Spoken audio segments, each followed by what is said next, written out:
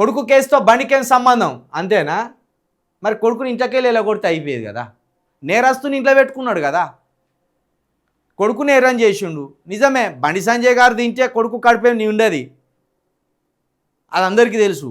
కానీ బండి సంజయ్ గారి కొడుకే కదా ఆయనే. బండి సాయి భగీరథ అని పేరున్నది, మరి ఇంట్లో ఎందుకు పెట్టుకున్నాడు? నేరస్తుని ఇంట్లో పెట్టుకున్నందుకు బండి సంజయ్ గారిని అంటున్నాం. నేరస్తునితో ప్రధానమంత్రి గారు ఫోటో దిగిండ్లు. బండి భగీరథ్ తోటి బండి భగీరథ్ మోడీ గారితో ఫోటో దిగినవి ఉన్నాయి.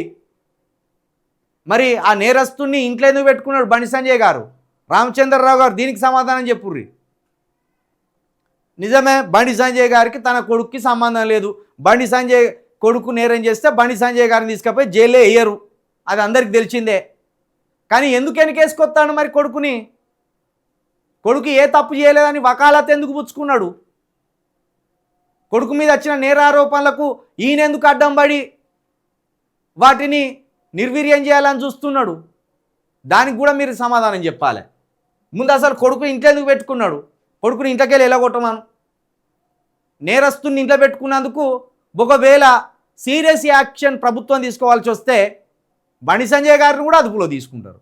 మరి నేరస్తుడు ఇంట్లో ఉన్నప్పుడు తండ్రే నేరస్తుని కాపాడుతున్నప్పుడు సంబంధం లేదని ఎట్లా అంటారు రామచంద్రరావు గారు?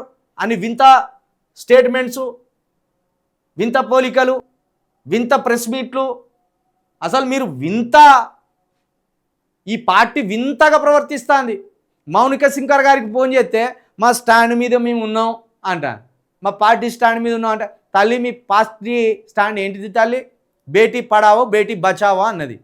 మరి ఆ స్టాండ్ తీసుకపోయి ఆ అబ్బాయిని జైలు వేయద్దు తల్లి మౌనిక సుంకర గారు?